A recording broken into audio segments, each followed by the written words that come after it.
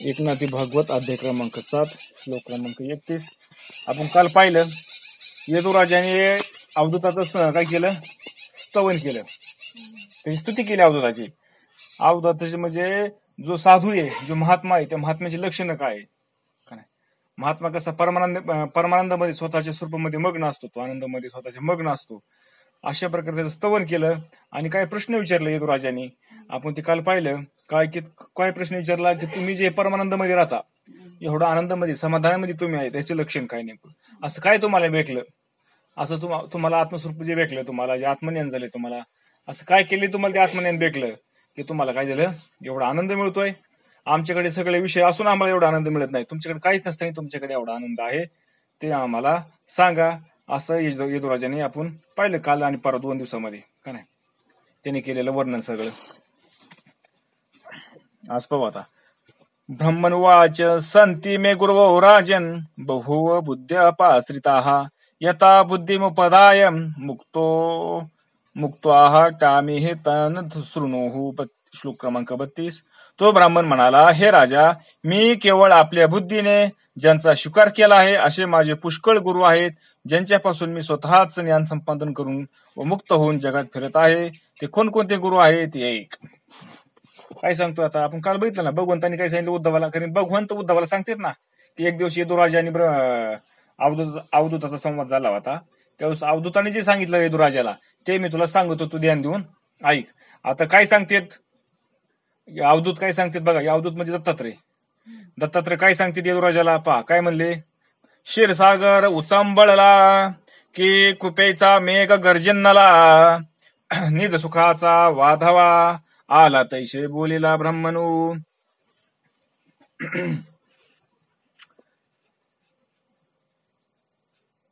तो ब्राह्मण बोलू लागला, काय म्हणतोय, तेव्हा जो काही प्रेमाचा क्षीरसागर उचमळून आला, तो जो बोलायला लागला म्हणजे त्याच्या मुखातून जे मधुर वाणी निघायला लागली ना, म्हणजे काय सांगते त्याचं वर्णन काय केलंय, त्याला उपमा काय दिली, जणू काय म्हणजे क्षीरसागरच उचमळून आलाय.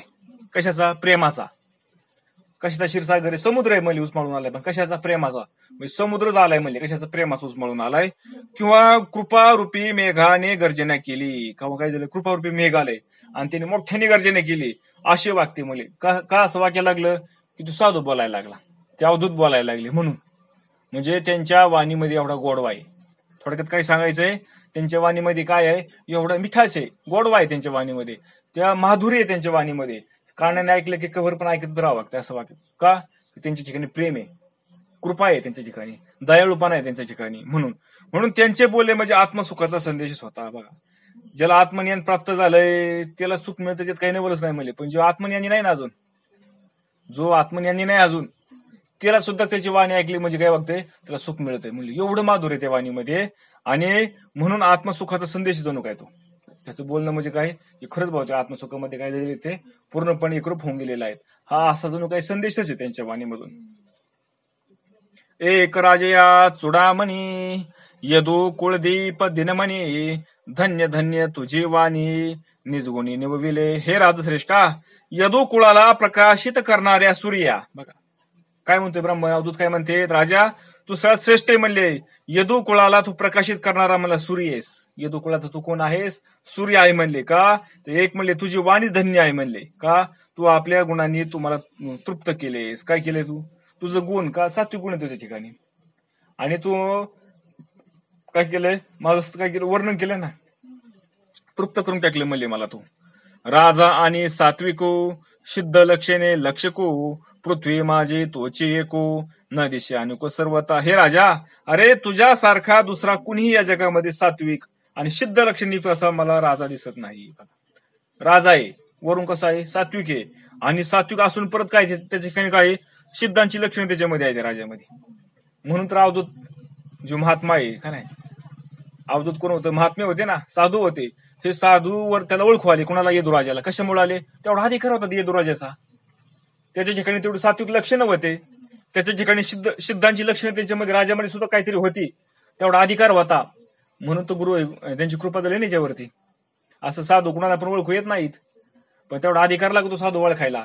तेवढा अधिकार त्या यदुराजाकडे होता, म्हणून त्या अवधूत त्यांचं वर्णन करतात. म्हणले तू काय म्हणले सुसिद्धांच्या लक्षणाने युक्त आहेस म्हणले. म्हणजे काय तेवढी लक्षणे तुझ्यामध्ये आहेत. सुंदर आणि सगुण उत्तम उत्तम केला प्रश्न, पुशिले निजानंद कारण, ते यथार्थ जाण सांगेन. अरे राजा तू फार सुंदर प्रश्न विचारला म्हणले मला. म्हणजे एक तर असा प्रश्न कोणाला पडत नाही.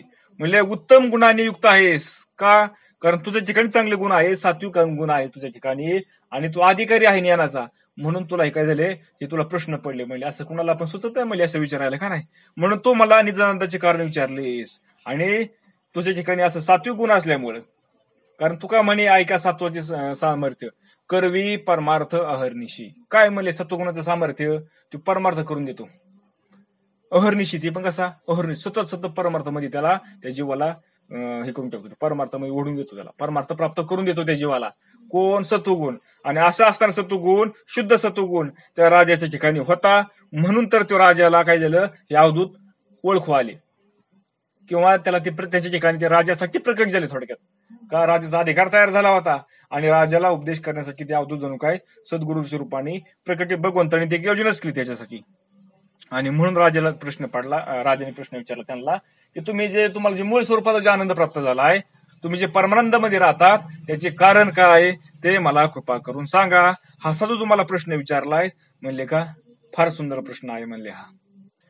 गुरुविन आत्मप्राप्ती सर्वथा न घडे गा नृपती, ते गुरु ही मी तुझ प्रती यथा निगुती सांगेन. हे राजा अरे गुरुशिवाय आत्मज्ञान कधीच होणार नाही. बघा म्हणले सूर्य एकदा पूर्वेचं उगवायला पश्चिमेला उगल म्हणले, वारा म्हणले व्हायचा थांबल म्हणले का नाही, हवा म्हणले हे जे आकाश आहे ना असं आकाश हातांतर थैल म्हणले, हे सगळं शक्य होईल म्हणले, पण गुरुशिवाय ज्ञान प्राप्त आत्मज्ञान प्राप्त होणार नाही.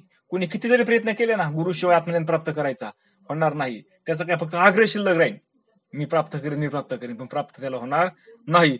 तसं ते सांगते गुरुशिवाय त्याला कधीच ज्ञान होणार नाही. म्हणून ते गुरु कसे ते मी तुला स्पष्टपणे सांगतो. बघा मग गुरु कसे असावेत ते मी तुला सांगतो, तू लक्ष देऊन ऐक.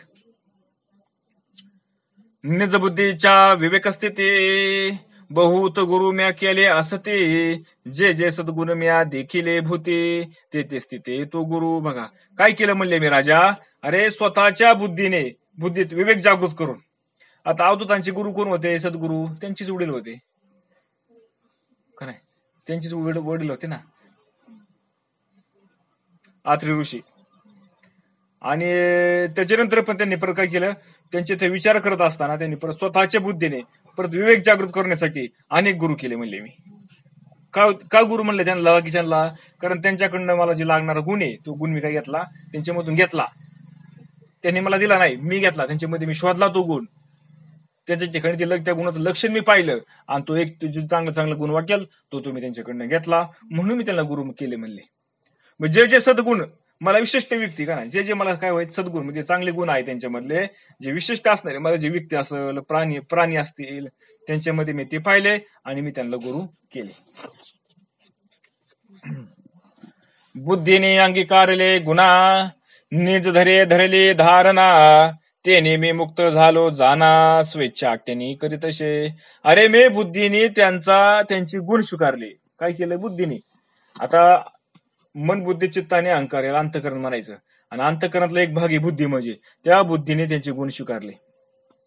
म्हणजे त्या बुद्धीला त्यांच्यातला जो सत्वगुण आहे ना तो चांगला वाटला म्हणून त्या गुणाचा स्वीकार केला, आणि काय केलं म्हणजे त्यांचे गुण हृदय अंतःकरणामध्ये साठवून ठेवले. हृदय म्हणजे काय अंतःकरणात साठवून ठेवले, त्यामुळे मी मुक्त झालो, आता स्वेच्छेने भ्रमण करत आहे.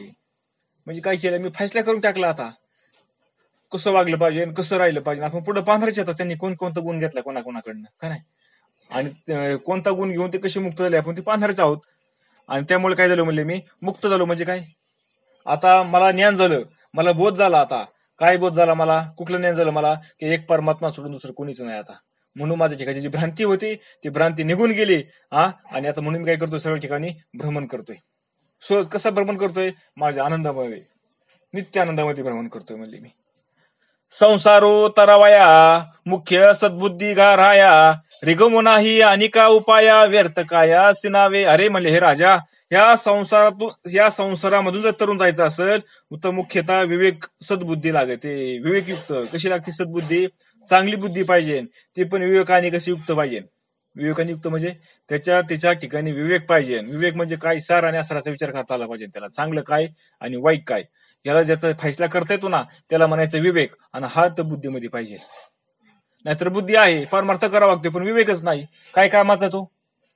जरी चांगली बुद्धी आहे पण विवेक नाही, काय कामाची ती चांगली बुद्धी? नाही ना. तसा दुसरा कोणताही उपाय नाही. व्यर्थ कशाला शिनावे म्हणले? याच्यापेक्षा दुसरा कुठला उपाय नाही. ज्याला परमार्थ करायचा ना त्याच्या ठिकाणी सद्बुद्धी पाहिजे. आणि ती बुद्धी कशी पाहिजे? विवेकयुक्त पाहिजे. विवेकयुक्त विवेकयुक्त म्हणजे त्याला सार आणि असर कळला पाहिजे. सारा असराचा फैसला करता आला पाहिजे.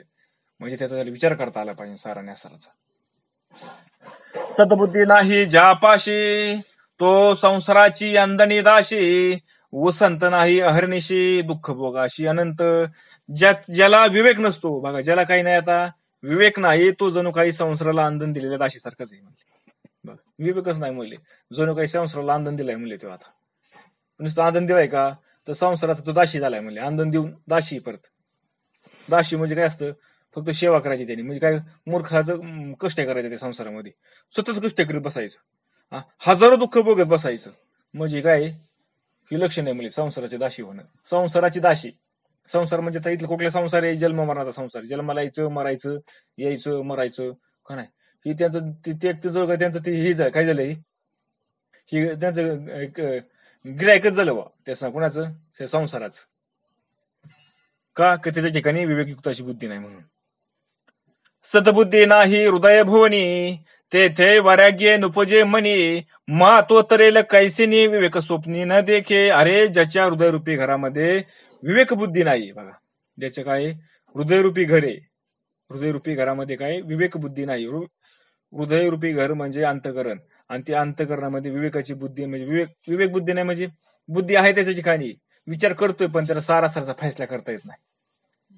कारण जे खरं आहे ते बाजूला काढता येत नाही, जे खोटे आहे ते बाजूला काढता येत नाही, जे खरं आहे ते धरता येत नाही. त्याला म्हणायचं विवेक बुद्धी नसणे. ते वैराग्य उपजत नाही बघा. का? त्या ठिकाणी वैराग्य तयार होत नाही. का वैराग्य तयार होत नाही? कारण त्याला कळतच नाही योग्य काय ना अयोग्य काय ते. मला सांगा, जर तुम्हाला सत्य काय ना असत्य कळलं तर तुम्ही काय करता? सत्याची बाजू घेता. पण जर तुम्हाला सत्य ना असत्यच कळत नाही तर तुम्ही काय कोणाची बाजू घेणार आहे? म्हणून तुमच्या ठिकाणी वैराग्य येऊ शकत नाही. पण ज्याला सत्य आणि सत्य असं विवेक बुद्धी करता येते, त्याचा फैसला करता येतो, तो ठरू शकतो बाबा. काय आता ज्याच्या ठिकाणी विवेकयुक्त बुद्धी आहे तो काय करतो? तो काय म्हणतो? संसार मिथ्या आहे, संसारामध्ये सुख नाही. ही मी आता शोधून पाहिलं, अनुभवाने शोधून पाहिले. मग मला खरं सुख कुठे मिळेल? मला त्या भगवंतापाशी सुख आहे असं मी जाणलंय. म्हणून त्या भगवंतांच्या पासल्या सुखाच्या शोधामध्ये तो निघालेला आहे. हे कशाने झालं? त्याच्या ठिकाणी विवेक बुद्धीने झालं. आता भगवंतापाशी सुख आहे म्हणून निघालाय तो, आणि त्याला काय कळलं? आता त्याला ह्या संसारामध्ये सुख नाही. आता ज्याच्यामध्ये सुख नाही त्यासाठी ती सुख शोधायचा प्रयत्न करेन का परत? त्याला म्हणायचं वैराग्य. त्याला काय म्हणायचं? वैराग्य. पण आपलं तसं आहे का? आपलं कसं आहे? आपल्याला तर भगवंत पाहिजेच, पण संसार पाहिजेत. मग याला काय वैराग्य म्हणायचं का? याला वैराग्य नाही म्हणायचं. का नाही म्हणायचं वैराग्य? कारण जे तुम्हाला असं ते तुम्ही त्याच्यामध्ये तुम्ही सुख शोधायचा प्रयत्न करताय. परत तुम्हाला ते असावं वाटतंय, तुम्हाला हवं असं वागतंय. ते कसं मिळेल तुम्हाला? ते नाही मिळणार. मग ह्याला वैराग्य म्हणत नाही. वैराग्य कशाला म्हणायचं? मग जे मिथ्य आहे ना ते मिथ्याचे फैसले झाला आता, आणि जे सत्य आहे ना ते सत्याच्या शोधाला सुरुवात केली त्यांनी. म्हणून काय सांगितलं इथं? ज्याच्या ठिकाणी विवेक बुद्धी नसते त्याच्या ठिकाणी वैराग्य तयार होत नाही. म्हणून स्वप्नातही त्याला विवेक सुचत नाही बघा. स्वप्नात सुद्धा त्याला विवेक येत नाही. आपण योग्य ना अयोग्य, योग्य मार्गाने आपण त्या भगवंताची प्राप्ती करून घ्यावा, आपण परमार्थ करावा. आपण ह्या हा जो संसार आहे ना, जीवनचक्र चालू आहे, जन्माला येणं, मरण पावणं, ह्याच्यातून आपण सुटका करून घ्यावा असं त्याला कधी वाटतच नाही. त्याला वाटतं इथं मरावा नाही उलट आपण जन्माला आलोय ना, आता कहोर आपण इथं जागावा आणि विषयाची भोग बघावा असं वागतं त्या जीवाला. कोणाला ज्याला विवेक नाही त्याला. आणि ज्याला विवेक वागतो ना तो जन्म मरणारा बी येत ना अजिबात. ते म्हणतो आम्हाला जन्मच नाही, मरण कुठले येणार आहे? आम्ही जन्मत नाही, आम्ही मरत नाही. चल, वैराग्याची पडी पाडे ज्याशी सद्बुद्धी सापडे. ते संसार कोण बापुडे घाय रुकडे भांडे. एखाद्या वैरागी म्हणजे एखाद्या वेळी जर वैरागी उत्पन्न झालंच आणि सद्बुद्धी उदयास आली, मग बापडा संसार पुढे काय करणार आहे सांगा बरं? म्हणून काय व्हायला पाहिजे? खरोखरच वैराग्य आपल्या ठिकाणी तयार व्हायला पाहिजे. आणि वैराग्य तयार झालं की मग आणि की सद्बुद्धी तुम्हाला होणार लगेच मग. आणि सद्बुद्धी झाली ना मग तुमचा संसार तिथे काय करणार आहे? संसारात तुम्हाला सुख देणार आहे का ते? संसारातलं तुम्हाला ते सुखही देणार नाही, दुःखही देणार नाही. काय देणार नाही? कारण त्याच्या ठिकाणी ती नाहीये. आणि हे कुणाला कळलंय? त्याच्या ठिकाणी सद्बुद्धी तयार झालेली आहे. विवेकयुक्त सद्बुद्धी तयार झाली म्हणून त्याला कळलंय संसारामध्ये सुख दुःख नाही, म्हणून ते संसार त्याला सुखही देत नाही, त्याला दुःखही देत नाही, आणि हा पण त्याच्यामध्ये शोधत नाही. म्हणून त्याला संसार त्याचं काहीच करू शकत नाही. मग त्याची एका घावात दोन तुकडे केले जातात. मग तो काय करतो विवेकाने? एका घावात दोन तुकडे. चला आता काय आपल्याला परमार्थ करायचं, संसाराच्या नादी लागायचं नाही. कारण संसार किती जरी केला आणि किती पळपळ पडलं तर शेवटी खाली शून्यच आहे. प्राप्ती काहीच होत नाही. का होती काय प्राप्ती? सांगा बरं तुम्ही. लय बरं तुम्ही कष्ट केलं, बेमाप कष्ट केलं, पैसा कमावला, इस्टेट कमावली, सगळं केलं, आणि आजार झाला गेले निघून. कुठे गेले ते कमावलं? तुमच्या फायद्याचं काय? ते कमावलेलं तुमच्या काहीच फायद्याचं नाही. पण ज्या पद्धतीने कमावलं ना कर्म करून, ते कर्माचे फळ मात्र तुम्हाला बघायला आले. पण ते जे केलं, ज्याच्यासाठी केलंय ना, ते मात्र मागच्या आयत्या पेटीवर एका वाढणार. ते तुम्हाला काहीच नाही. म्हणून तो काय करतो? तुकडे करतो. एका गावात दोन तुकडे. संसार का परमार्थ? मग तू म्हणतो परमार्थ सत्य आहे, परमार्थच खरा आहे, म्हणून तू परमार्थ करायला लागतो. संसार द्यायचे प्रारब्ध सोडून देतो. जसं द्यायचं प्रारब्ध असं ना तसा संसार होईल. आणि संसार कसा होतो? जरी त्यांनी सोडला तर द्यायचे प्रारब्धानेच होतो, जरी नाही सोडला ना तरी द्यायचेच प्रारब्धाने होतो. त्याच्या मनाने संसार कधीच होत नाही. का होतो? सांगा बरं तुम्ही. आधी संसारो एक वासावा, मग तो खटाटोप नासावा, जो रिघाला विवेक गावा, त्याशी तेव्हा तो नाही. बघा काय सांगितले. अरे म्हणले पण संसार खरोखर वागण्यासाठी संसार तर पाहिजे ना तुम्हाला. खरा वागण्यासाठी हाय का खरा संसार? संसार नाही खरा. संसार म्हणजे जन्माला येणं आणि मरणं, का हा संसार सांगितलं इथं. हा संसार खरा नाही. मग तर त्याचा नाश करण्याचा प्रयत्न करणे याला का विवेक म्हणायचं का? जो संसारच खरा नाही आणि त्याचा नाश करायचा प्रयत्न करायचा, मग याला विवेक म्हणायचं का? जे नाहीच आहे त्यासाठी प्रयत्न करायचे. म्हणजे दूरीवर सर्प पाडलेला आहे म्हणले. बाबू केवढा मोठा सर्प आहे. मग आणा लाकडे, चला मारा म्हणले. काय बरं त्याला काय होईन? त्याचं पस्तावाच होईन का? दुसरं काय होईन त्याला? सांगा बरं तुम्ही. काय नाहीच ना, तो सर्पच नाही, पण त्याला भासलाय सर्प आहे म्हणून. मग किती काठ्या मारल्या, किती काठ्याने बदाडलं म्हणजे ते मरण. मग त्याला मारायचं म्हणलं काय करावं लागेल तुम्हाला? प्रकाश तयार करावं लागेल. प्रकाश म्हणजे काय करावं लागेल? त्याचं ज्ञान तयार करून घ्यावं लागेल तुम्हाला. काय त्याचं ज्ञान? नेमकं ज्यावेळेस प्रकाश त्याच्यावर पडन ना, म्हणजे ज्ञान, की त्यावेळेस कळन की हा सर्प नसून दूरी आहे म्हणून. तेव्हा तो सर्प नष्ट होईल. तसं हा जो संसार रूपी आहे ना, जन्ममरणाचा संसार जो आपल्याला भासतोय खरा, मग तो मुळात संसार नाहीच आहे. काय सांगते ते अवधूत? हा संसारच खरा नाही म्हणले. आणि मग त्याचं खरा संसार नाही तर त्याचं नाश करायचं म्हणलं तर काय उपयोग आहे त्याचा? सांगा बरं तुम्ही.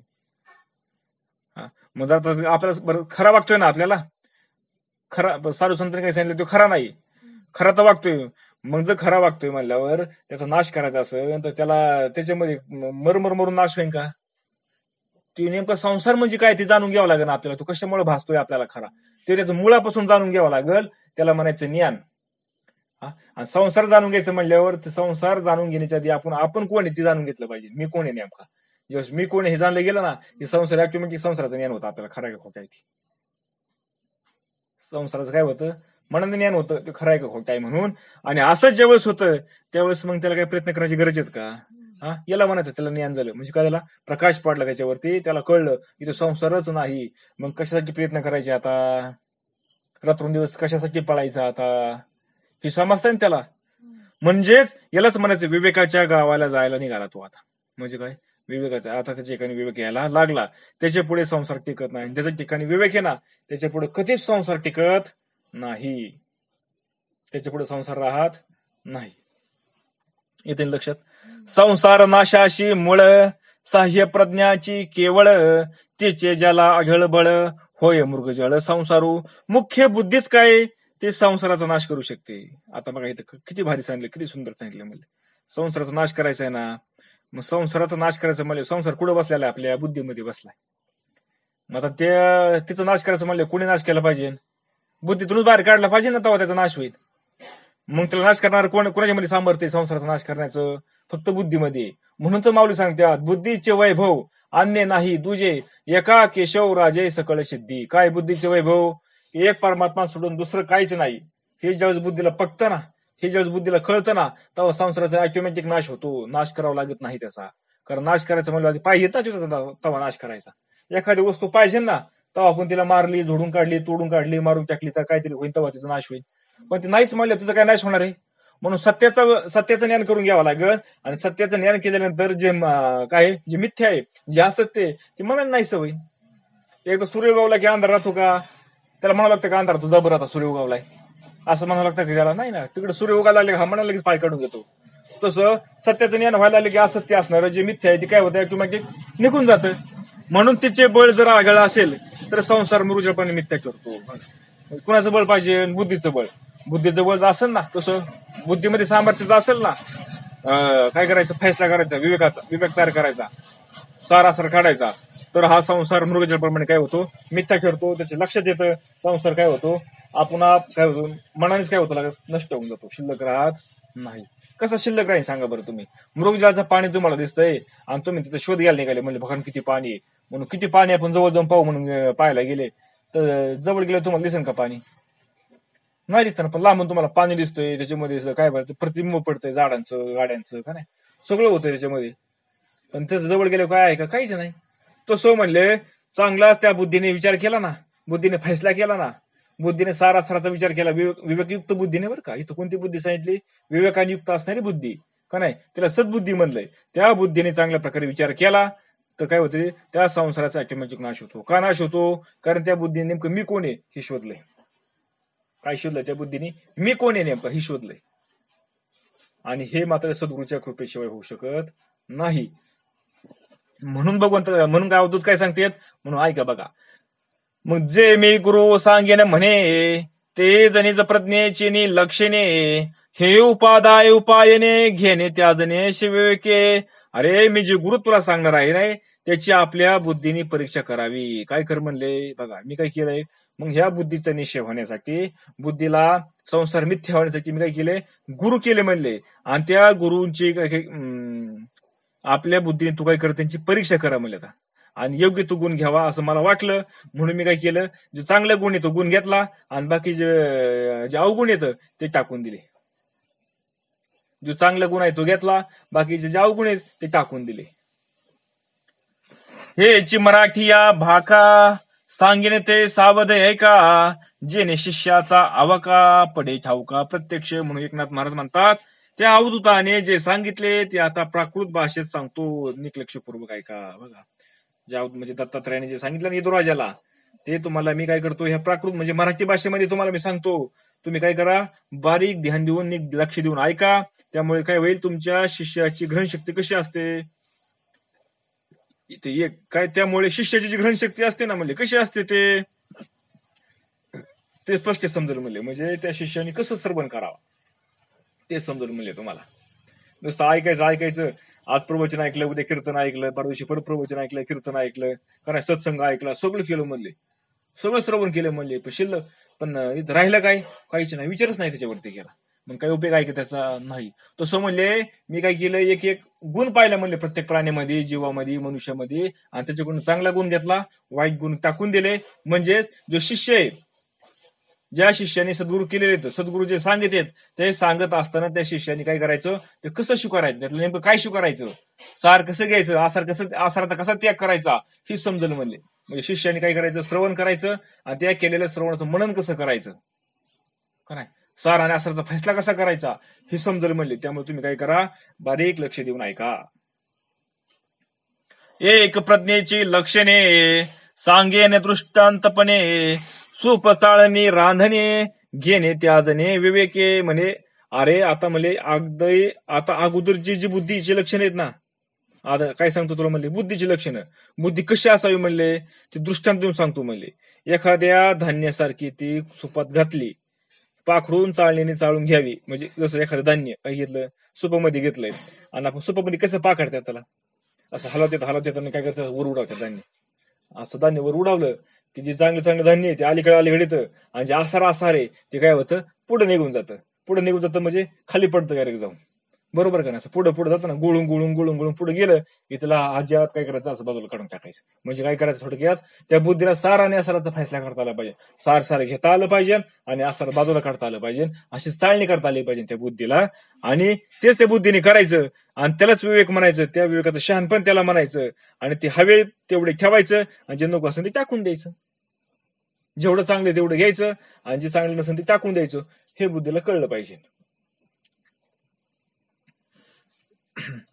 चाळणी माझे जे जे पडे, शुष्कम निज तत्व तळी सांगे, वृत्ती गुणदोषाचे खडे करी बडबडे खडबडीत. म्हणले चाळणीतून अतिसूक्ष्म तत्व खाली पडते आणि गुणदोषांचे खडे वर राहतात व खडबड खडबड वाचतात. कसं होतं म्हणले, आता चाळणी जर चाललं ना, आता काय होतं, जे अतिसूक्ष्म असतं ना, बारीक बारीक भुगा असतो, काय होतं, चाळणीतून खाली गळून जातो आणि वरवर काय राहतं, मोठमोठ्याले खडे राहतात आणि ते खडेवर जे राहिलेले असतात ना, ते खडबड खडबड वाजत असतात सारखे. कारण ती खडे असतात ना, ते खडबड वाजतात, पण जे सूक्ष्म आहे ते काय होतं, खाली निघून जातं. ऐशी जी अवस्था ते त्यागावी सर्वता, भ्रंश होईल स्वार्था, हे राखता त्रिशुद्धी. असं नको म्हणले आपल्याला. चालणी करायची पण अशी नाही करायची म्हणले. म्हणजे काय, जे सार सार आहे ते निघून जाते आणि असा असा राहतंय म्हणले. काय बरं, हे काय कामाचं म्हणले आपल्या, हे नाही आपल्या काय कामाचं म्हणले. त्यामुळे आपल्याला हे नको म्हणले, असं नको म्हणले. काय करायचं म्हणले, अशी जी स्थिती आहे ना, त्याचा त्याग करावा म्हणले पटकन. चांगलं चांगलं जात असेल ना, असं असं राहत असेल ना, त्याचा त्याग करावा. म्हणजे कसं, उदाहरणार्थ तुम्हाला सांगू का, एखादा माणूस आहे, आपण त्याच्याकडे लक्ष दिलं, त्याच्याकडे पाहिलं आपण, त्याचे आपल्याला अवगुणच दिसतात. आपण त्याच्याकडे जातो, 20-25 त्याच्याकडे अवगुण दिसले आणि एक गुण चांगला आहे, मग आपण काय केलं, त्या अवगुण घेतले. बघा ना, तो असा वागतोय, बघा ना तो तसा वागतोय, असा आहे की काय करतो आपण, हे त्याच्यामध्ये पाहतो. म्हणजे चांगला गुण आपण त्याच्यामधला पाहत नाही. असं नाही करायचं. म्हणजे कसं करायचं, त्याच्यामध्ये ते हा गुण आहे, हा गुण आहे, हा सोडून देत चालायचं. हा गुण सोडून द्यायचा, हा गुण सोडून द्यायचा. म्हणजे एक गुण जो चांगला असतो ना, तो बरोबर टापकून काय करायचं, लगेच त्याच्यावरती तो घ्यायचा आपण त्याच्यातला. घ्यायचं म्हणजे काय करायचं, तो फक्त स्वीकारायचा, बाकीचे सोडून द्यायचे. पण आपल्याकडनं काय होतं, जे चांगला गुण आहे ना, आपण तो पाहत नाही, अवगुण पाहतो आणि ते स्वीकारत करत बसतो, त्याचं चिंतन करीत बसतो. तो असा वागतो आणि तो तसा वागतो आणि हे बरोबर आहे का आणि ते बरोबर आहे का. काय झालं सांगा बरं, आपण काय घेतलं, आपण अवगुण घेतले. असं नाही करायचं म्हणले. ते काय म्हणतात, असं नाही घ्यायचं म्हणले. कसं घ्यायचं, हे उलट झालं म्हणले. जे घ्यायला पाहिजे ते आपण सोडून दिलं आणि जे नाही घ्यायला पाहिजे ते आपण स्वीकारलं म्हणले. म्हणजे ते जे चालणीने चाललं ना, म्हणजे सूक्ष्म जे असतं ना, जे तत्व आहे, जे जे सारे ते निघून गेलं आणि आस्तार मात्र शिल्लक राहिलं. असं नाही करायचं म्हणले. कारण असं जर होत असतं ना, ते पहिले सोडून द्यायचं म्हणले. कारण ते आपल्या हिताला बाधा आणणार आहे. त्यांनी आपलं हित होणार नाही. आपण काय घेतोय, आसार घेतोय आणि सार सोडून देतोय, हे चुकीचं आहे म्हणले. मग सुपाची दशा ते ऐशी, त्याजी रजकन भुसाशी, निडारल्या निजबिजाशी, निज हृदयशी राखत. पण चाळणीमध्ये असं होतं, पण सुपामध्ये तसं होत नाही. सुपामध्ये काय होतं, पाखडू लागले की भुसा असन, कोंड्या असन, खाण्याचे हलकं हलकं असन, ते पुढे निघून जातं. आणि जी सार सार असन, बीज जे असतं ना, सार सार जी बीज आहे, ते काय होतं, माघारात. म्हणजे ती सूप जवळ ठेवतं आपल्या. आणि जे आसार असन ते काय करतं, पुढं पाठवून देतं, नको म्हणतं ते आपल्याला. म्हणजे आपली बुद्धी कशी असावी, सुपासारखी असावी, चाळणीसारखी नको. कशी पाहिजे, सुपासारखी असावी. हा? नाही नाही, तसं नाही, तसं नाही. चाळल्याने काय होतं, नाही नाही, चाळणीने काय होतं, तुमचं पीक पीक खाली जातं. पीक काय तुमचं, सारे सारे का नाही, आपल्याला गरज काय पाहिजे, पीक पाहिजे. आणि चाळणीमध्ये काय राहतं, बुसकाट राहतं. ते नको आपल्याला, तसं नाही पाहिजे. आपली बुद्धी कशी पाहिजे म्हणले, आपल्या बुद्धीमध्ये काय पाहिजे, चांगलं चांगले, जे चांगलं चांगलं ते जवळ राहिलं पाहिजे. आणि जे आसार आहे ना, नको असणार, ते निघून गेलं पाहिजे. तर ते काम कोण करतं, सूप करतं का नाही सूप. म्हणून सुपाचं काम आपल्याला बुद्धीने करायचंय. स्वय वैराग्य तापणे, ते दशा राधने म्हणे, अपक्वा परिपक्व करणे, निज गुणे निजांगे. मग स्वतः वैराग्याने तापणे म्हणजे बघा, आता म्हणजे काय करणं आहे, तसं स्वतः वैराग्याने तापायचं म्हणजे काय करायचं, शिजवायचं. ते काय, शिजवणे. आपल्या आपल्या गुणांनी जे जे कच्चे असेल त्याला शिजवायचं. आपण आपला विचार करायचा, माझ्यामध्ये काय कमी आहे, माझ्यामध्ये कुठल्या अवगुण येतं, त्याचा विचार करून त्याला काय करायचं, त्याला गाडीत चालायचं, त्याला काढीत चालायचं. नको, हा अवगुण आहे आपला, आपल्या हिताला बाधा यायची, मग हे नको, सोडून द्या, ह्याचा विचार नको करायला, हे सोडून द्या, काढून टाका, हे आपल्या हिताचं नाही. पण आपण काय करतो, तेच घेतो. काय मस्त विषय बघा ना, किती भारी. एवम या दोन्ही दशा, दृढ धराव्या विरेशा, तेने परमार्थ होय अपेसा, जे विहारिसा हातीचा. म्हणले अवधूत पुढे म्हणाल्या, म्हणले हे राजा, हे वीरश्रेष्ठा, निवडणे आणि शिजवणे ह्या दोन्ही स्थिती दृढ कराव्या. बघा, निवडायचं आणि शिजवायचं ही दोन्ही स्थिती आपल्याला काय करता आल्या पाहिजे, बळकट बनवता आल्या पाहिजे. म्हणजेच काय, हाताच्या आरशाप्रमाणे परमार्थ सहसाध्य होतो. हातामध्ये आरसा असला म्हणजे कसं होतं, लगेच आपलं स्वरूप आपल्याला दिसतंय ना, तसं परमार्थ आपल्याला लगेच साध्य होतो. काय करता आलं पाहिजे, आपल्याला तापवता आलं पाहिजे, काय ते निवडता आलं पाहिजे आणि शिजवता आलं पाहिजे. काय निवडायचं, सार सार निवडून घ्यायचं. बरं, नुसतंच निवडायचं का, त्याला शिजवायचंय, परत त्याला परिपक्व करायचंय. शिजवायचं म्हणजे काय, परिपक्व करणे, त्याला परिपक्व करायचंय. आणि एकदा परिपक्व शिजून झालं मग ते कसं होतं, मग पचायला सोपं जातं. आणि कच्चं राहिलं तर पचतं का आपल्याला, म्हणून शिजवता पण आलं पाहिजे. ये दोषी म्हणे ब्राह्मण, जे म्या सांगितलेले लक्षण ते ते ठेवून या मन सावधान परियेशी. मग मी तुला जे लक्षण सांगितले आहे, कोण म्हणतोय, अवधूत म्हणतात देदुराजाला. मग जे हे ध्यानात ठेवून तू आता पुढे ते लक्षपूर्वक आहे, काही आता जे तुला मी सांगितलं ना, काय घ्यायचं आणि काय सोडायचं, काय घ्यायचं आणि काय सोडायचं हे तुला मी सांगितलं. आणि निवड ज्याची निवड केली ना, ते कसं शिजवायचं हे तुला सांगितलं. एवढं मात्र लक्षात राहू दे म्हणले. आता जे सांगणार आहे ना, त्यातून बरोबर तू काय घेता, काय घ्यायचं ते घ्यायचं तू ठरवायचं म्हणले. आता बघा, तर सद्गुरूला जे शिष्य शरण गेलेला असतो ना सद्गुरूला, तर ते शिष्य काय होतो, परिपक्व होतो. अन्यथा शिष्य वायाला जातो. त्याला जर नाही निवड करता आली ना, शिष्य काय होतो, वायाला जातो. म्हणून शिष्याच्या ठिकाणी अधिकार कशाला म्हणलंय, मग अधिकार त्यासाठी अधिकार लागतो ना, त्यासाठी वैराग्य लागत ना, विवेक लागतो. ह्या जर गोष्टी त्या शिष्यापाशी असतील तर ते सद्गुरूचा फायदा आहे. कारण काय सांगितलं माहिती का, मन बरं का, विक्षेप आणि आवरण हे 3 दोष आहेत महत्वाचे. त्यातलं मन आणि विक्षेप आहे ना, हा ज्याने त्याने आपापला काढायचा असतो. जे आवरण राहतं ना, ते साधू काढत असतो. आणि मला विक्षेप गेलं की त्याच्या ठिकाणी विवेकयुक्त बुद्धी तयार होती, सद्बुद्धी, तिला सद्बुद्धी म्हणलं, ती सद्बुद्धी तयार होत असते. आणि ज्या ठिकाणी सद्बुद्धी झाली ना, तो शिष्य होण्याचा अधिकारी झाला, तो सद्गुरू होण्याचा अधिकारी झाला. आणि मग जो अधिकारी होतो, मग त्या अशा शिष्याला त्या सद्गुरूने उपदेश करावा. आणि मग त्या उपदेशाचा त्या शिष्याने स्वीकार करावा.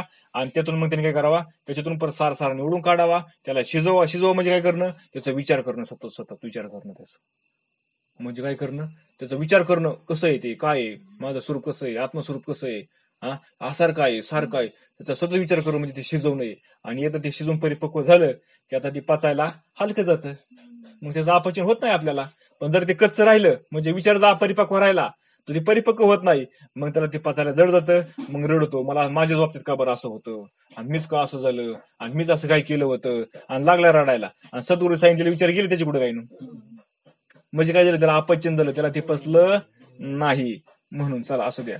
जो जयाचा घेतला गुण, तो गुरु म्या केला जाण. गुरुशाले अपारपण जग संपूर्ण गुरु दिसे. पण ज्याच्यापासून जो गुण मी घेतला त्याला मी गुरु केले. म्हणून अवधूत काय सांगते की ज्या जीवापासून, ज्या प्राण्यापासून, ज्या मनुष्यापासून मी जो गुण घेतला ना, त्याला मी काय म्हणलं, गुरु मानलं मी. आणि त्यामुळे माझे गुरु इतके असंख्य आहेत की सर्व जगच मला गुरुने भरलेले दिसत आहे. त्यामुळे काय झालं, आता मला सगळं जगच माझं गुरु झालंय. कोण झालंय, सगळं जगत माझं गुरु झालंय. म्हणजे का, सगळ्याकडनं मी गुणगुण घेतलेत ना, जे चांगला वाटला घेतला, आसार जे असं ना ते टाकून दिला, त्याच्याकडे बघितलंच नाही म्हणले मी त्याच्यामध्ये, फक्त चांगला घेतला.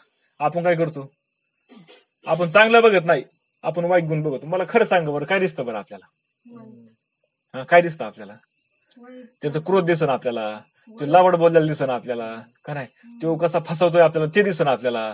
पण एखादा गुण त्याच्यामध्ये प्रेमाचा असेल, काय असेल, ते दिसन का आपल्याला, नाही दिसन. का बरं दिसत नाही आपल्याला, कारण आपल्याला स्वीकारण्याची अजून आपल्याला माहिती ना, आपण काय स्वीकारलं पाहिजे हे अजून आपल्याला काय करताना फैसला करता आला नाही. आपण चाळण लावायची का सूप लावायचं हेच आपल्याला कळलं नाही अजून.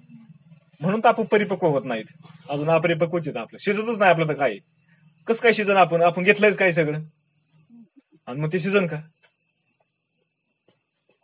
ज्याचा गुण घेतला तो सहज गुरुत्व आला, त्याचा गुण त्यागरूपे घेतला तोही गुरुजला अहित्य त्यागे. बघा, आता मी काय घेतलंय म्हणले, काहीकडनं चांगला गुण घेतलाय आणि काहीकडून काय केलं म्हणले, जो वाईट गुण आहे ना त्याचा कसा त्याग करावा, वाईट गुण कशाला म्हणायचा आणि त्याचा कसा त्याग करायचा, म्हणून काही ना गुरु मानले. आणि काहीकडे चांगले गुण होते म्हणून ते घेतले, म्हणून त्यांना गुरु मानले. म्हणजे थोडक्यात त्यांनी काय सांगितलं, जे चांगले आहेत ना त्यांनाही गुरु मानले, आणि जे वाईट आहेत ना त्यांनाही गुरु मानले. चांगले म्हणून त्यांना गुरु का मानलं, त्यांच्याकडनं तुम्ही स्वीकार केला, आणि जे वाईट आहेत ना त्याला का गुरु मानलं म्हणले. मी असं ठरवलं की त्यांच्यासारखं आपण त्याचा त्याग केला पाहिजे. त्यांच्यामध्ये जे आहे ना ते गुण जे आपल्यामध्ये असते ना आपण त्याचा त्याग केला पाहिजे, म्हणून मी त्याला गुरु मानलं. म्हणजे एकंदरीत काय झालं, सगळं त्यांचे गुरुच झाले का नाही. आणि आपण काय म्हणतो, तो माझा शत्रू आहे, तो माझा मित्र आहे का नाही, तू मला चांगलं सांगतोय, तू मला वाईट सांगतोय का नाही, तू माझ्या काय करतो वाईट वागतोय माझ्या बरोबर, कसं काय आपण मिळत बसायचं. ज्याचा गुण घेतला तो सहज गुरुत्व आला, त्याचा गुण त्यागरूपी घेतला तोही गुरु झाला हित त्यागे. ज्याचा मी गुण घेतला ना तो माझा गुरु झाला, पण ज्याचा दोष पाहून मी टाकला तोही माझा गुरु झाला, कारण दोषाचा त्याग करावा हे मला त्या गुरुने शिकवले. वाईट त्याने ते त्याग करत्याचा हे कोणी शिकवलं मला, त्यांनी शिकवलं, ज्याच्यामध्ये वाईट गुण होते त्यांनी. येव त्यागा त्याग समतुके, दुहीशी गुरुत्व आले निके, राया तू पाहे पा विवेके, जगची असके गुरु दिसे. अरे अशा प्रकारे गुण घेणे दोष टाकणे या दुहीतील साम्याने दोघी माझे गुरु झाले. आता चांगलाही गुरु झाला वाईटही गुरु झाला, आणि अशामुळे काय झालं म्हणजे अख्खं जगच माझं गुरु होऊन गेलं.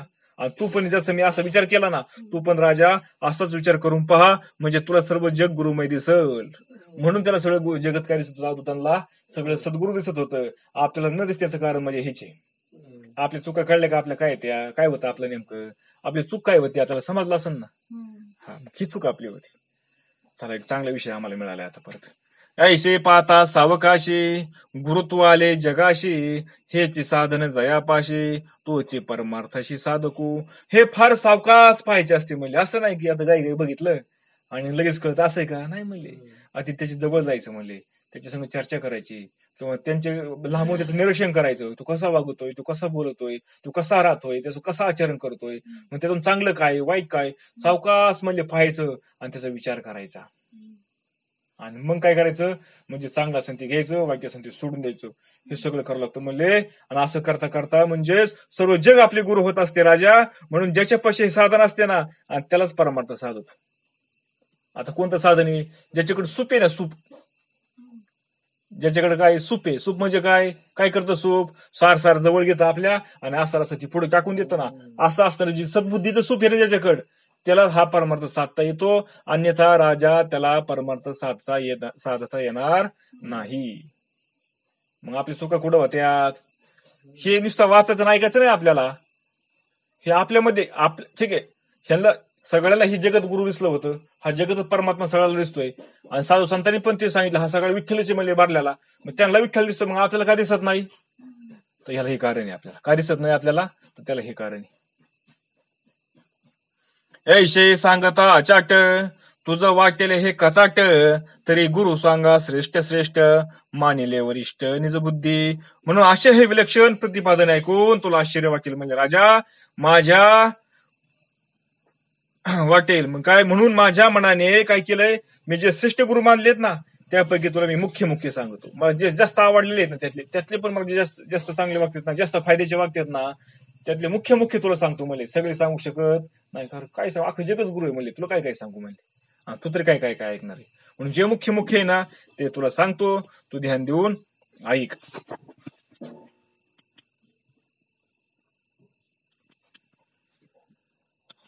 पृथ्वी वायुराकाश, मापो अग्निश्च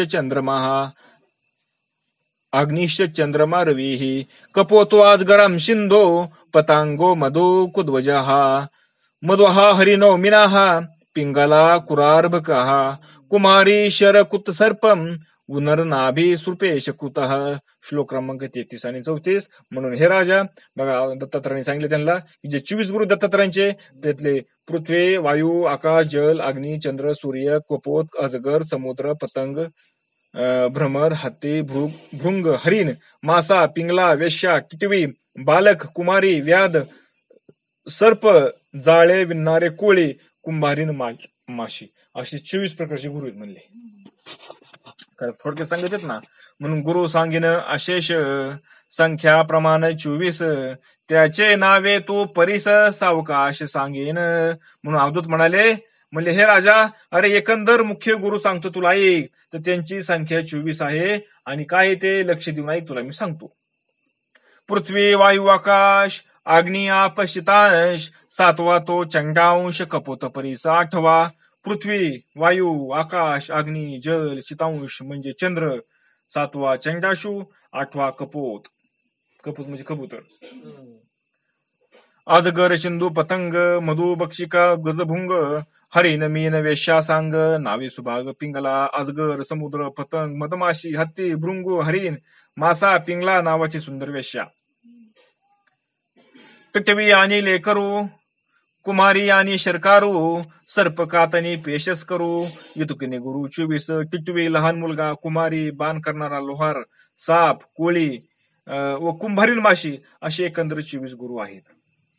अशा 24 गुरुची नावं सांगितले.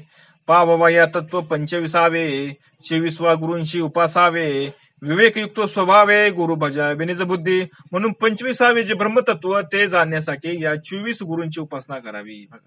म्हणजे 25 जे ब्रह्मतत्व आहे 25 असणारे जे तत्व आहे आणि ते म्हणजे ब्रह्मतत्व आहे म्हणजे ब्रह्मस्वरूप आहे. त्याला आपण आत्मस्वरूप म्हणतो, त्यालाच आपण परमात्मा म्हणतो, त्यालाच आपण काय म्हणतो ब्रह्म म्हणतो. ते जर जाणून घ्यायचं असेल तर हे 24 गुरूंची उपासना करावी लागेल आपल्याला. तर काय होईल विवेक आणि युक्ती यांच्या सहाय्याने या गुरूंकडून आपल्याला बुद्धीने काय होईल शिकता येईल. हे शिकावायचं आपण बुद्धीने काय करायचं शिकायचं म्हणजे निवाड करायचा निवाडा. कारण सोदने बाबा आपल्याला काय सांगतात बघा म्हणले विचाराशिवाय म्हणले परिपक्व अवस्था येऊ शकत नाही म्हणली बुद्धीची. त्याला विचारच करावा लागेल. तुम्ही ब्रह्म आहे तुम्हाला सांगितले सगळे ठीक आहे म्हणले ठीक आहे तुम्ही ते ब्रह्म आहेत पण तरी पण तुम्हाला विचारच करावा लागेल म्हणले तरच ते होत असतं शक्य नाही तर होणार नाही. ठाक वया निज बोधाशी निज विवेकी हरणीशी गुरुवृत्त देवनी अनेकांशी निजिताशी गुरु केले. मग आत्मबोध मिळवण्यासाठी सतत विचार करू. बघा काय सांगितलं आत्मबोध करायचा आहे ना परत वही वाचतो बघा काय सांगितले ववी ठाक वया निज बोधाशी निज विवेक हरणीशी गुरुत्व देवनी अनेकाशी निजिताशी गुरु केले. निज विवेक सांगितले विवेक म्हणजेच विचार आहे बरं का.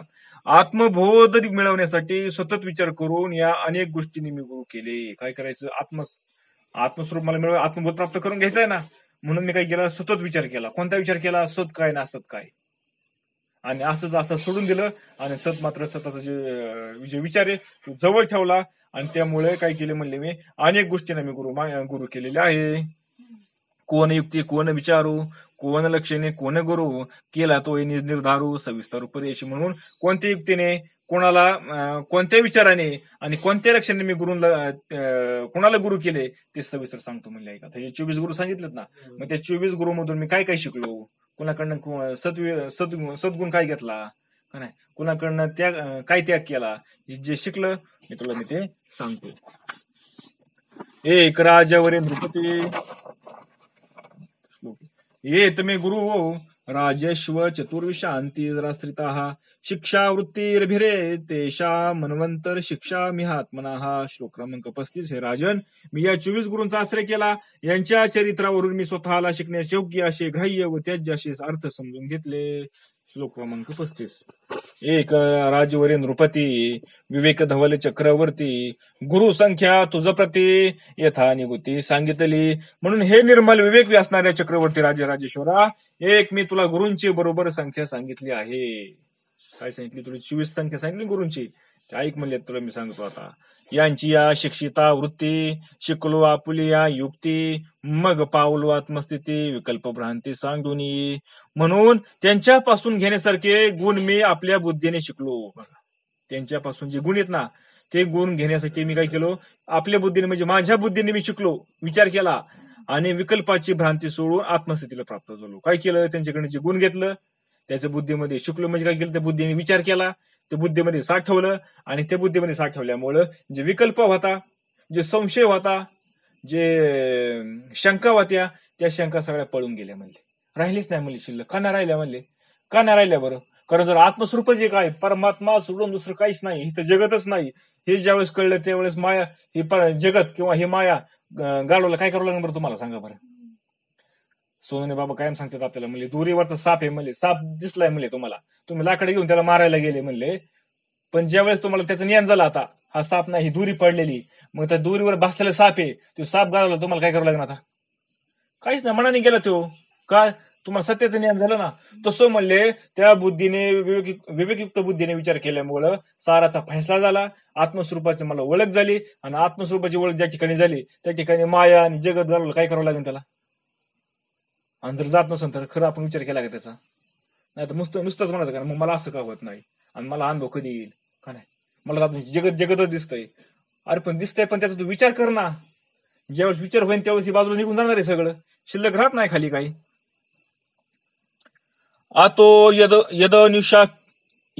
नु शिक्षामि यथा वा नाहुषात्मजा तम तथा पुरुषम व्याघ्रम निबोध कथायामी. ते श्लोक क्रमांक 36. हे नुहश पुत्राचा पुत्र असणारे आहे राजा, ज्यांच्यापासून जे वाषे मी शिकलो ते त्याचप्रमाणे हे पुरुष श्रेष्ठा मी तुला सांगतो ते एक. नहुषाचा पुत्र ययाती, ययातीचा यदू निश्चिंती, नाहुष नंदन यदुशी म्हणते, मूळ वेतपती तेने योगे.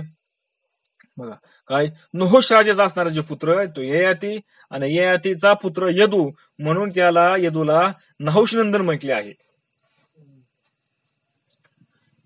या लागे म्हणे नाहुष नंदना पुरुषा माझे पंचानना, सांगेन गुरुच्या लक्षणा विचक्षणा परीशे. म्हणून अवधूत म्हणाले, हे नाहुष नंदना, चतुर पुरुषासिंह गुरुची लक्षणे सांगतो, तू ते श्रवण कर.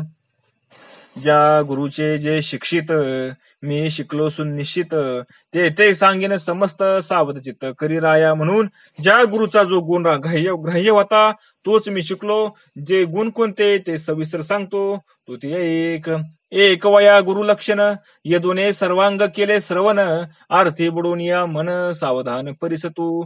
ती गुरुची लक्षणे ऐकण्यासाठी यदुने आपल्या सर्वांगाचे कान केले. बघा आता अशी असणारी लक्षणं आहेत, ते लक्षण अवधूत सांगणार आहेत, आणि ते ऐकण्यासाठी यदून काय केलं, आपलं सर्वांगाचे कान केले. म्हणजे काय, सगळं चित्त, आपलं जे सगळं चित्त आहे ना, पूर्णपणे अंतःकरण असणार सगळं त्या अवधूताच्या सांगण्याकडे लावलं. आपलं चित्त कुठं असतं, आपलं तर विषयामध्ये असतं. मग आपण सर्वांगाचे कान करून ऐकत नाही, म्हणून आपल्याला ठिकाणी आपल्याला विचार करता येत नाही, आपल्याला सारासाराचा फैसला करता येत नाही. म्हणून त्या अर्थाकडे त्यांनी लक्ष देऊन लावलं नसतं. बरं, त्यांनी नुसतंच लक्ष लावलं का, नुसतं काय सांगतो ते ऐकलं का, नाही. त्यांनी जे सांगतात ना त्याचा अर्थ समजून घेतलाय, त्यांना नेमकं काय सांगायचे ते समजून घेतलंय त्यांनी त्याच्या बुद्धीच्या जोरावर. बरं का, जर एखादी गोष्ट नाही समजली तर त्यांनी परत प्रश्न करून परत त्यांना ते विचारलंय. आणि हीच खरं शिष्याची लक्षण येतं, चतुर शिष्याची लक्षणं. नाही समजत ना मला, नाही कळत ना मला, मग ते परत त्या सद्गुरूला विचारायचं, आणि सद्गुरूने परत त्यांना सांगायचं, ते समजून द्यायचं. त्यांनी त्याच्या बुद्धीची काय करते समजून घ्यायचं, तर त्याचा फैसला होतो, अन्यथा फैसला होणार नाही. शब्द सांगून या मागे, शब्दार्था माझे रेगे, जे जे परिसतू ते होय अंगे, विकल्प त्यागे विनितू. म्हणून गंमत अशी की शब्द मागे टाकून अर्थाकडे लक्ष देऊन ऐकता काय होतं, ते यदूच्या अंगी ते गुण येऊ लागले. बघा मग आता जे अवधूत सांगत होते ना, अवधूताने सांगत असताना आता कशा माध्यम कोणतं वापरलं सांगण्याचं, शब्दातच वापरला का नाही. मग ते शब्द सांगत असताना त्या शब्दाच्या अर्थाकडे लक्ष दिलं यदूने. काय नुसतं शब्द ऐकलाय का, तर त्या शब्दामधला त्या शब्दातून नेमका अर्थ काय निघतो त्या अर्थाकडे लक्ष दिलं, आणि त्या अर्थाकडे लक्ष दिल्यामुळे ते ऐकता त्याच्या अंगामध्ये ते गुण उतरायला लागले, कोणाच्या यदूच्या अंगामध्ये. मग आपलं कुठं चुकतं बरं, आपण नुसतंच ऐकतो, पण ते ऐकले ते शब्दाकडे लक्ष त्याच्या अर्थाकडे लक्ष देतो का, नाही देत. कारण एकनाथ महाराज सांगतात ना, नाकाविन मोती अर्थाविन पोती वाचून काय म्हणले जसे नाकाला म्हणले मोत्याला नाकाशिवाय शोभा नाही म्हणले, तसं पोथी वाचण्याला अर्थ कळल्याशिवाय पोथी वाचण्याला काही अर्थ नाही. तुम्ही किती बडबड करीत बसा, काही उपयोग नाही तुमचं. काय फक्त ते पस्तावा शिल्लक नाही, तुम्हाला पस्तावा मिळणार तुम्हाला काहीच नाही. समजून घेतलं पाहिजे नेमकं आपण काय वाचतोय, ते कशासाठी वाचतोय, ते काय सांगत नेमकं, त्याला काय म्हणायचं नेमकं, ते हे समजून घेतलं पाहिजे. आणि ज्याला हे समजलं त्याला मात्र त्याचा उलगडा व्हायला किंवा त्याचा बुद्धीचा फैसला व्हायला त्याला वेळ लागणार नाही जेव्हा. मग आपला होत नाही, मग याचा अर्थ काय होतोय, आपण तेवढा गांभीर्याने आपण ते ऐकत नाही, त्याचा आपण विचार करत नाही, म्हणून आपल्या ठिकाणी तो काय होत नाही, तो फैसला होत नाही, म्हणून आपल्याला ते समजत नाही. आता आपण इथं थांबू, राहिलेले विषय उद्या घेऊ. पुंडलिका वरदारी विठ्ठल.